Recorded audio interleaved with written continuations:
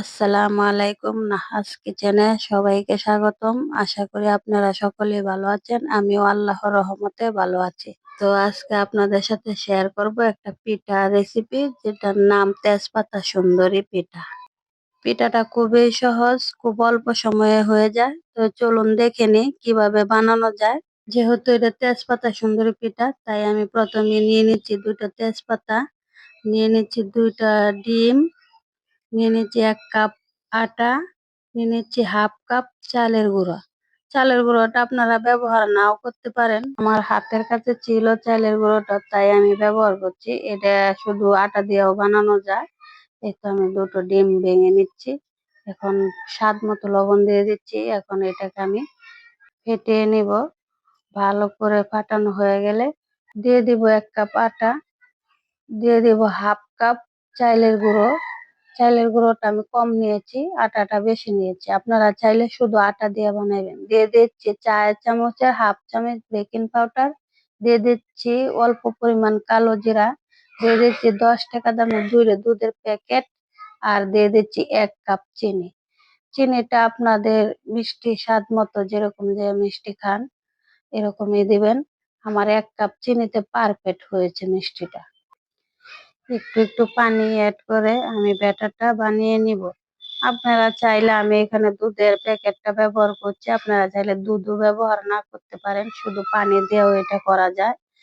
তো আমার কাছে ভালো লাগছে, দুধটা দিলে একটু স্বাদ বেশি হয়, এই জন্য আমি দুধটা ব্যবহার করছি। দেখুন আমার ব্যাটারটা কত সুন্দর হয়েছে। আপনারা যখন বাসায় পিঠাটা তৈরি করবেন, তখন এরকম একটা ব্যাটার তৈরি করবেন, পাতলাও না একদম ঘনও না। এখন আমি চলে যাব চুলার কাছে। এই তো চুলায় একটা কড়াই বসিয়ে দিলাম, দিয়ে দিলাম বেশি পরিমাণে তেল। আর এখন এই যে একটা তেজপাতা ব্যাটারটার মধ্যে ডুবিয়ে ডুবিয়ে দিয়ে দিচ্ছি তেলে। এটাকে উল্টিয়ে পাল্টিয়ে গোল্ডেন কালার করে ভেজে নিয়ে আরেকটা চাকনিতে আমি গরম তেলটা ছেঁকে আবারও ব্যাটারে দিয়ে দিচ্ছি। আবারও আমি উল্টিয়ে পাল্টিয়ে ভালোভাবে ব্যাটারটা লাগিয়ে দিয়ে দিচ্ছি কড়াইতে।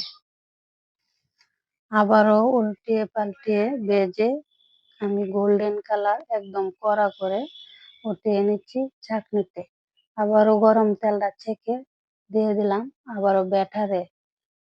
ব্যাটারটা উল্টিয়ে পাল্টিয়ে লাগিয়ে আমি আবারও দিয়ে দিচ্ছি কড়াইতে।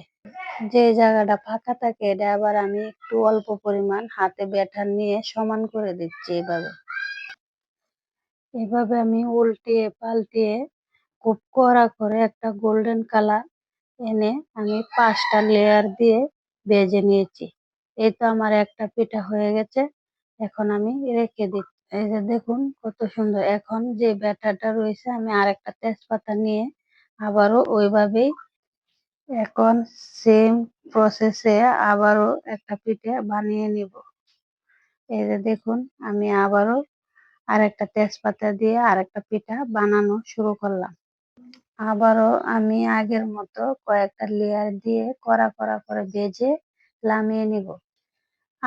আপনারাও একটু কড়া করে ভাজবেন, তাহলে ভিতরের লেয়ারটা খুব সুন্দর আসে, দেখতেও ভালো লাগে, খেতেও ভালো লাগে। এই তো আমার দুটো পিঠা ভাজা হয়ে গেছে, দেখুন কত সুন্দর। এখন আমি এটাকে কেটে নিব। আপনাদেরকে দেখাবো ভিতরে কত সুন্দর হয়েছে, কত সফট হয়েছে, আর কেমন সুন্দর একটা লেয়ার এসেছে।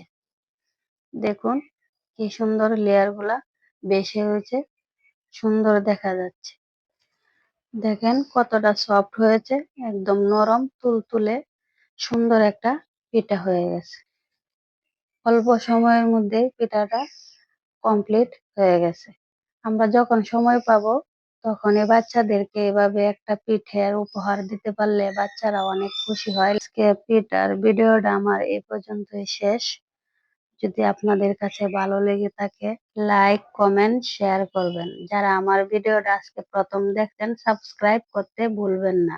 সবাই ভালো থাকবেন, সুস্থ থাকবেন। আল্লাহ হাফেজ।